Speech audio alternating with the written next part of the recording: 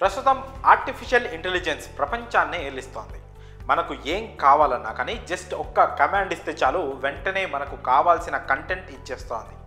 ఈ క్రమంలో తాజాగా ఓపెన్ ఏఐ సరికొత్త ప్లాట్ఫామ్ని తీసుకొచ్చింది. అదే సోరా టర్బో.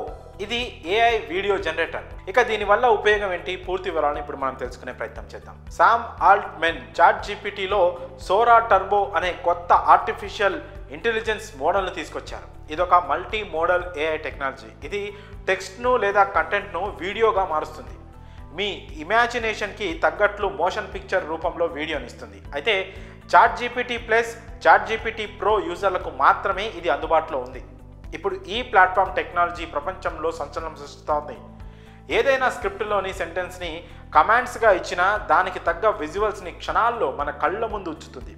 ఇది కేవలం కమాండ్స్ను వీడియోగా మార్చడమే కాదు, ఇన్పుట్స్గా ఫోటోలు, వీడియో క్లిప్స్ పంపిన కొత్త వీడియోలని క్రియేట్ చేయగలదు.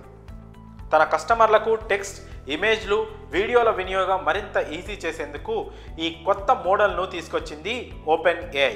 ఇది టెక్స్ట్ను ఉపయోగించి 20 సెకండ్ల డ్యూరేషన్తో 1080 పిక్సెల్స్ గల వీడియోను కూడా ఇస్తుంది. అంతేకాకుండా వీడియో క్లిప్పింగ్లో కొత్త ఫీచర్ రిమిక్స్ ఫీచర్ను తీసుకొచ్చి క్లిప్స్ను తొలగించవచ్చు. రీఇమాజిన్, రీప్లేస్ కూడా చేయొచ్చు. యూజర్లు తమ వీడియోల నుంచి స్టోరీ బోర్డ్ ఫీచర్తో స్పెషల్ సీక్వెన్స్లను టైమ్ లైన్లో డిజైన్ చేయవచ్చు లేదా మార్పు చేయవచ్చు. ప్రస్తుతం ఈ ఓపెన్ ఏఐ కొత్త model Sora turbo India, Canada, Japan లాంటి దేశాల్లో మాత్రమే అందుబాటులో ఉంది. ఇది టెక్స్ట్ నుంచి వీడియోలను స్పీడ్గా ఆకట్టుకునేలా జనరేట్ చేస్తుంది. ఏఐ మోడల్ సోరా టర్బోలో సేఫ్టీ, ప్రైవసీ కూడా ఉంటుంది. పిల్లల లైంగిక వేధింపుల మెటీరియల్, హానికరమైన డీప్ ఫేక్ కంటెంట్ను అడ్డుకునేలా కూడా కట్టుదిట్టమైన చర్యలు చేపడుతున్నారు.